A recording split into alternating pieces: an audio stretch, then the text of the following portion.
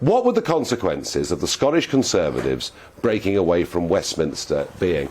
Well, this has happened pretty much with the other political parties. The Scottish parties have been operating very separately to the London-based parties. I don't think for the Conservatives, the fact that they will have a great degree of independence in Scotland from the rest of the Conservative Party, I don't see that being a barrier. I don't see that being a problem. It all depends on policies, and if you can drive a coach and horses between what Boris Johnson's party is saying in England and what's being said in Scotland, then you would have a real issue. Julie says, did you see Piers Morgan had a pop at your Banana Republic comment after Novak and the Aussies, saying they're only protecting their borders? What's your response? Piers, you've joined up with all the hard left. The hard left all said that what I was saying meant that I didn't agree with proper border controls, that I'd turned my back on an Australian-style point system. Absolute, total and utter rubbish. This wasn't about borders.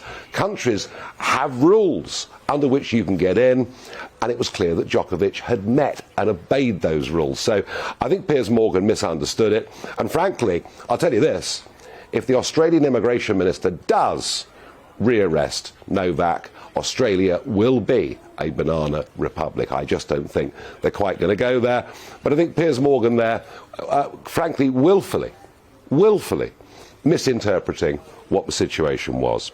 Jade on Twitter says, if COVID passports are implemented in the UK, would you absolutely refuse to comply?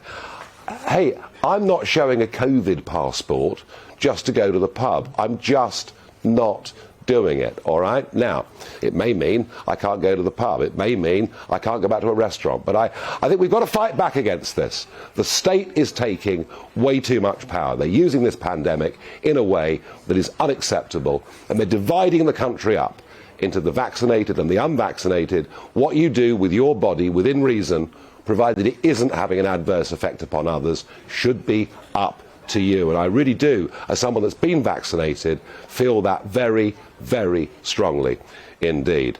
Russell says, did you recommend your children to be injected? Never comment on my children and what they do, and I'm not going to start doing that now. You know, that would be wrong. Jonathan says, why is Boris acting dumb and has nothing to say on illegal migrants and inflation?